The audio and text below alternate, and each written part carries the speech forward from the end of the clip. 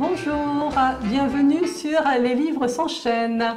Aujourd'hui, je vous présente Les Singes rouges de Philippe Hanoc, à paraître le 22 octobre aux éditions Quidam. C'est un récit autobiographique. Ce n'est pas une autofiction, c'est plutôt une fiction autoportée. Philippe Hanoc a été puisé dans l'histoire familiale riche, colorée, et il nous raconte ici l'histoire de sa mère, telle que lui la voit, telle qu'il l'a reconstituée en se basant sur des souvenirs visuels et auditifs. Surtout auditifs, c'est la transmission des histoires, comme on se les raconte de génération en génération. C'est écrit parfois à la deuxième personne lorsqu'il s'adresse à sa mère et parfois à la troisième personne lorsqu'il nous parle d'elle.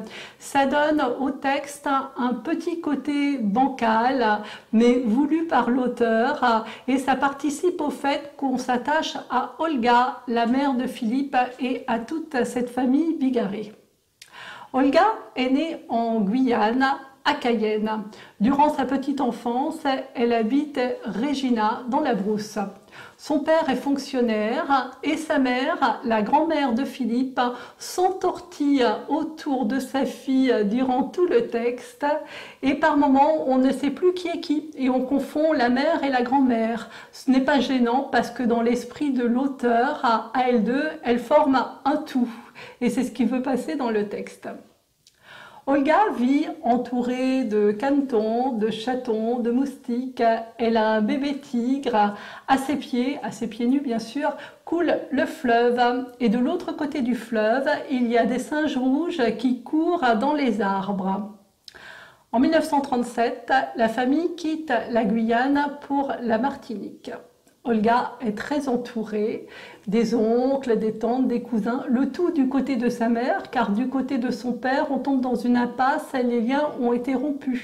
Mais la particularité du côté de son père, c'est que les hommes ont eu des enfants en étant vieux, ce qui fait que lorsqu'on saute 2 générations, on se retrouve tout de suite en 1850, et ça interpelle immédiatement le lecteur. L'auteur fait en sorte que le lecteur sente un flux migratoire continu entre la Guyane et la Martinique.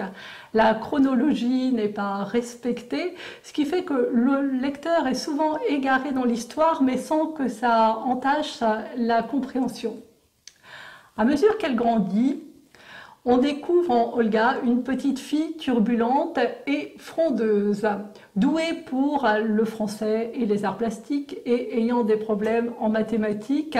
Là, on reconnaît l'âme de l'enseignant dans l'écrivain. Le lecteur est sans cesse confronté à la base du récit constitué d'un mélange de vrais et de faux souvenirs. On identifie les faux souvenirs grâce aux chansons. Lorsque l'auteur évoque une chanson et qu'il n'est pas possible de la replacer à la date donnée, on se dit que c'est un faux souvenir. C'est écrit comme un songe, en superposant les images et en les répétant pour bien les imprimer. C'est un bel hommage rendu à sa famille et c'est sa participation à Philippe Hanoc de la transmission de l'histoire aux autres générations. Les Singes rouges de Philippe Hanoc, à lire. Je vous souhaite à tous une bonne lecture. Je vous remercie d'être passé sur Les Livres s'enchaînent et pensez à vous abonner.